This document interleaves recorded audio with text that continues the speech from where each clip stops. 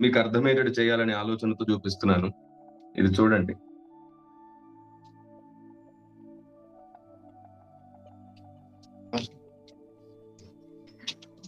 Right. చూసారు కదా! మీకు స్క్రీన్ మీద కూడా కనబడుతుంది. నేనిది చూసినప్పుడు అంటే నేను మళ్ళీ చెప్తున్నాను. అది రియల్ ఆర్ రాంగ్ మనకు తెలీదు.